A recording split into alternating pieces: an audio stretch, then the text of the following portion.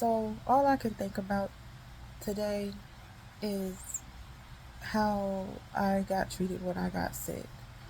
Not just by like organizations and stuff like that and the system and all that crap, and how people and the doctors, how some were helpful and some were like, just don't climb trees, just don't go up a ladder, like, but just as it eases up and stuff like that, it just keeps weighing on my heart. Like, okay, so y'all really treated me poorly just because you could, really. Like, I was so sick. I was just trying to get the benefit of the doubt. I was just trying to work with what I had. I really, like, it was a lot. It was a lot. Because my nervous system was fried and it was just acting super crazy. Like,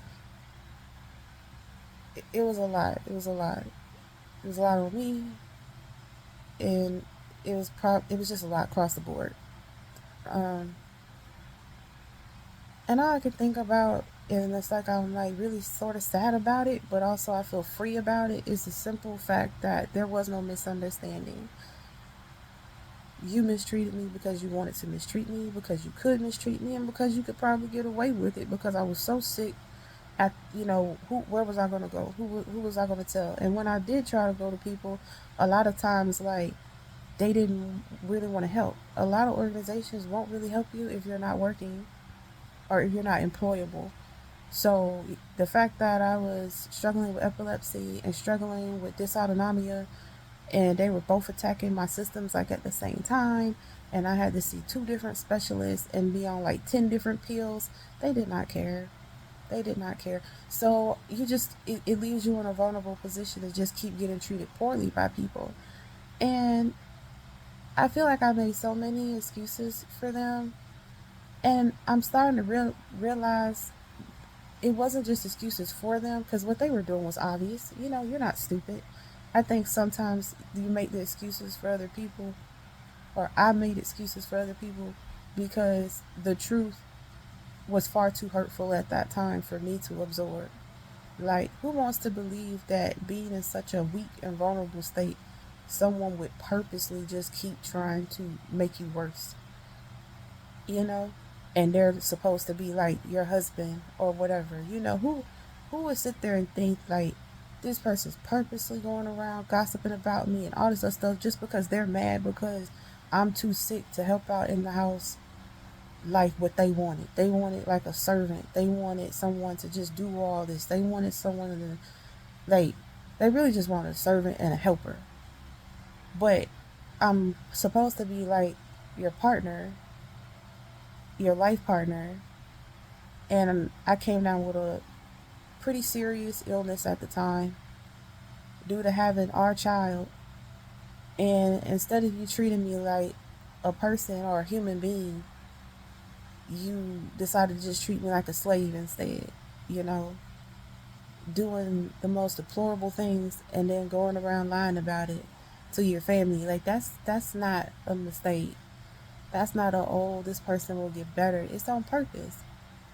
And then I've come to realize too, like, it's like a hard pill to swallow, but I'll never be able to work with that person, at least no time soon, until they finish up their therapy or whatever, you know? Because I mean, it was just crazy. It was just crazy. Um, yeah, it was just crazy. Like, if I told the whole truth, no one would believe me anyway. Like, they just wouldn't even believe me. And then it's so extreme. I think they'll do what I did because he was doing so much. There's a point in a threshold where a person's mind is like, so much happened that it must be the victim's fault because it's too hard to swallow the pill that someone would be that cruel. And that's how exact. And so, it does. It's just been a hard pill to swallow today. It's been a very hard pill to swallow, but I'm working on it. I'm working on it. All I can do is just like, I be over here staring off into space because I'm just like, wow, my husband really treated me like that when I got sick. He really put us in. a bad situation just because I got sick. And then you have, and it wasn't just him either, you know. But it's just you sit here and my mind's like really trying to just encapsulate it and just like really like churn the butter in there. It's really in my head like it was a choice, multiple choices. At any point in time, the behavior could have stopped. At any point in time, like he could have been like, "This is not how I'm gonna treat this person. This is not how I want my daughter to see me treated." But like at any point in time, it could have stopped. At any point in time, the abuse could have stopped, and it didn't.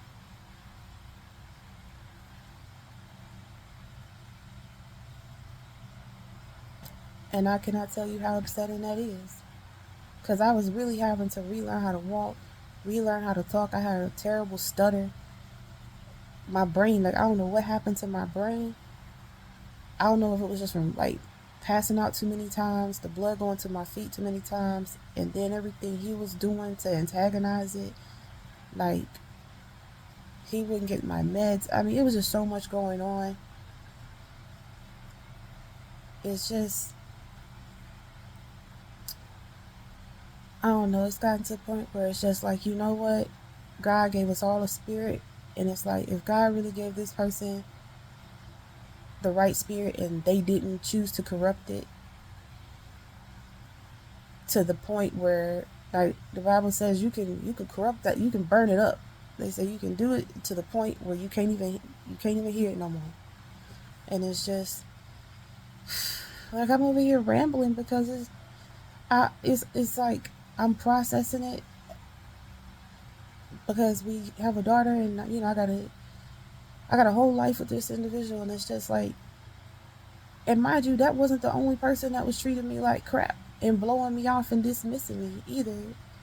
Just one of the ones I'm gonna have to deal with for my whole life. And it's just, you got to understand how to approach that person, because if there was really God in your heart, like for real, you would never treat a sick person that way. You would never treat your wife like that, in that way. You would never, have your daughter in a certain situation. Like if God was really in you, you really feared God, or even if you just feared karma and common sense, like, and it just makes you question, like God, like when I be thinking, and I be like thinking of God, and like, what is that person now? Because I wasn't human to them.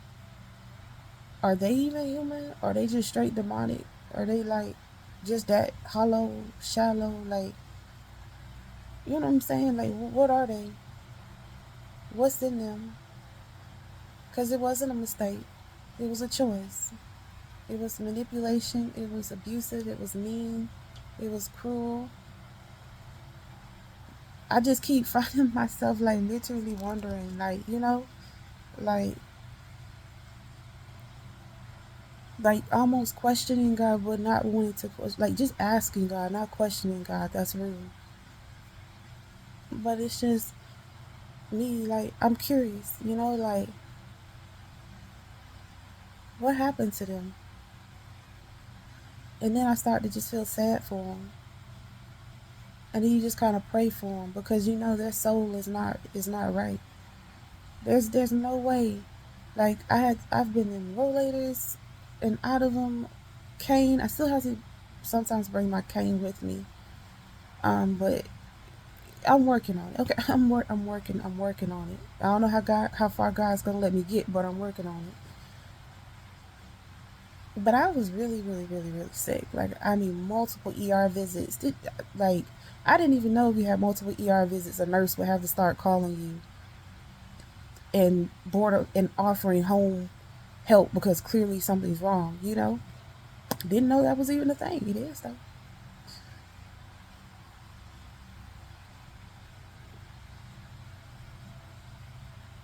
It's weird how you could go from being a victim and trying to look at things through rose colored glasses and just believe that the Lord's going to turn it around. And then you have a real stiff reality check. Like he's not one of us. He's not someone that believes that you shouldn't try to make someone else miserable on purpose for no reason, just completely unprovoked person, and you're going to shove them down and kick them while they're already down. You know, like there's no honor there. And then you start to ponder about that. What would be inside your soul to make you be that kind of person? And then you just start wanting to kind of pray for them, or maybe not them, like not their personality, not this weird thing they got going on, but it's like I don't want to pray for the person, I want to pray for the soul. Like, because you just know their soul can't be right. Because I'm not here to say I'm perfect. I'm not here to sit here and place judgment on nobody, because there was only one God, and I ain't it, you know? But it's like I know, like, a broke soul when I see one. You can't have a whole complete soul and do something like that to somebody. Like, I just keep thinking about those hospital visits, how many I had, the overnight stays. They wouldn't even let me get out the bed. Like, I was in a heart unit for a while, which turns out was not a good idea, because on the heart unit, they don't get salt. Didn't know that little cardiac part. It's not coming. It's not coming. And for my particular illness, guess who needed a whole lot of salt? So I think I was in there for like 3 days that time. No sodium. And then I wasn't really allowed to go to the. I couldn't like go to the bathroom. Like, I couldn't get out of the bed or whatever. Like, they had to like always come, because I was. If anyone's a fall risk, I was. So I get that. And then I couldn't even go to like the potty. They had to get like a stool or whatever with the little pot in it, and so it was so embarrassing. But I was so weak, and it was so embarrassing. I had to get up, potty in that, and then embarrassing, and then it just kept going downhill from there. So I really had to fight to get better. Like, I really, really, really had to fight to get better. There were literal nights I would go to sleep because it felt like my brain, or it felt like something in me was not making me want to like breathe. And it literally felt like you were going to go to sleep dying. Even how I regulated temperature, I couldn't regulate temperature. When I tell you, it was like someone shook my whole nervous system up from having, like, from my pregnancy. It was like, I don't know what it did to my body, but it was like someone shook it up. I literally had to make my peace with God multiple times. Like, well, really just one time, but I would have to remind myself multiple times, like, hey, you made your peace, you've said your prayers, your kids are baptized, you've prayed, this is all you can do. And then go to sleep, because it was really feeling like my body was just shutting down. Like, it was terrible. I'd be surprised I wake up in the morning like, whew, we made it.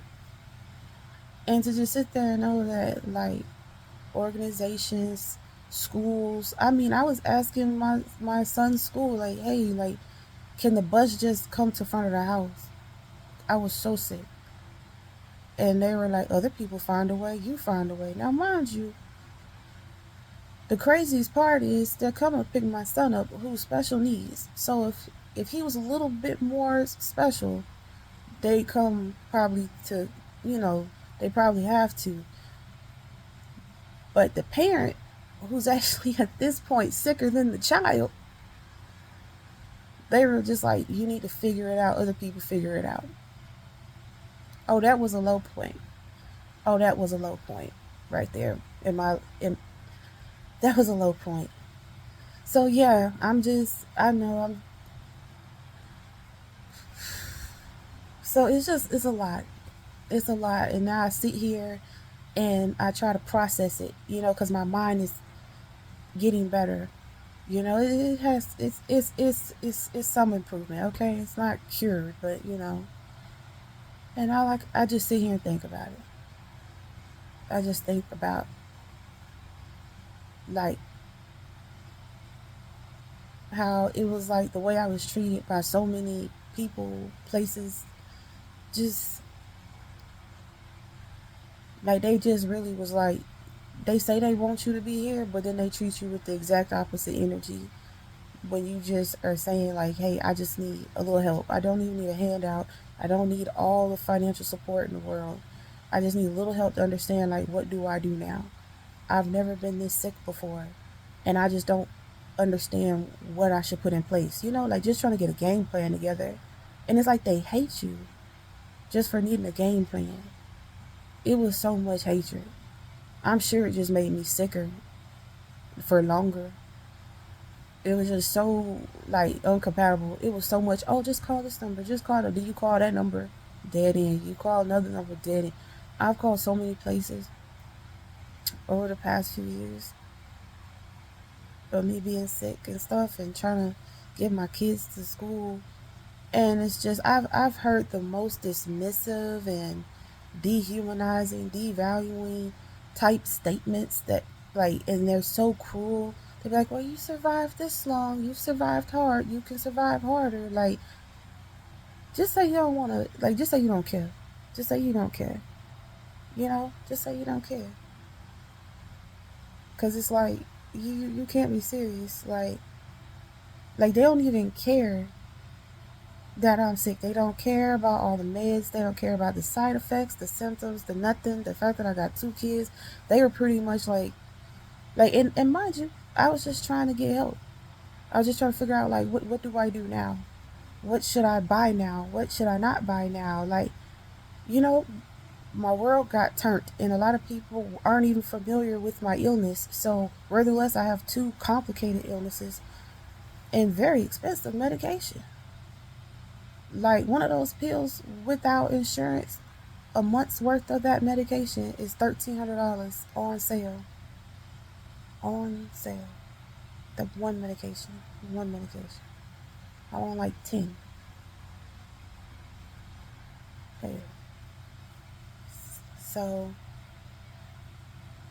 and I gotta get IVs this month. So yeah, I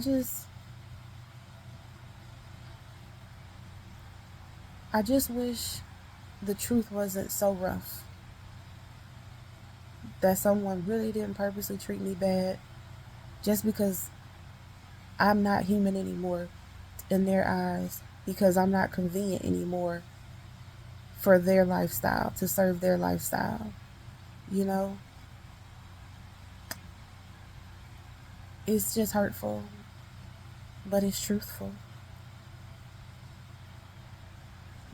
But I'll tell you this much: the one thing I prayed pretty much every day, even if it was just for a few minutes and it was all I had, I prayed to God. I'll tell you that much. I prayed to God a lot. And I had simplified it in my head to where I only really asked God for two things. Because I knew God said I could ask for it. Scripturally. It's in there. And I was just like, I just need God to be for me, and I need God to be with me. You can make any kind of mistake in that Bible. There's all kind of stuff that's happening in that Bible. But if God was for you and He was with you, then you gonna be good. You gonna be good. I don't give a what it look like. You gonna be good. And I'm here to tell you God was good. Okay, He was absolutely good. So thank God for that. Thank thank God for that, because God's the only one that wanted to save me. God's the only one that wanted to protect me, look after my kids, whether I was handling it well or not physically, illness wise. If I couldn't figure out the medication, no matter what the struggle was, just praise God. That's all I can tell you. These people, I don't know what's wrong with their souls. But I know for God to have pulled me from where He pulled me from, and had every reason not to pull me from there, I'll tell you this much for sure. There has to be a God to do the stuff that I've seen him do in my life and in my son's life and in my daughter's life. I've seen some things. So I know, like, to feel sad for these people's souls that really just treated me poorly. But anyway, wrap this crap up. It's getting too long. I'm just here to say, like, yeah, I'm thinking about it and I don't understand it, the treatment that I got. I'm still processing it because it's hurtful. I mean, there's so much more that could be said that happened, but it's hurtful either way. And it's really just got me to the point, like I said, I just pray for their souls because there's no way in your soul you got the light of God and you saw someone vulnerable and thought you were better than them. God does not like haughty people. You thought you were better than a sick person.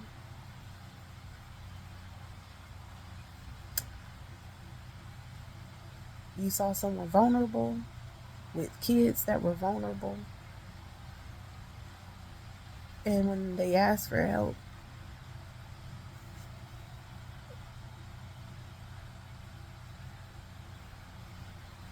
anyway. So that's it for today. That's my journaling for today. That's me processing for today. Or at least some of it, because this is just too long.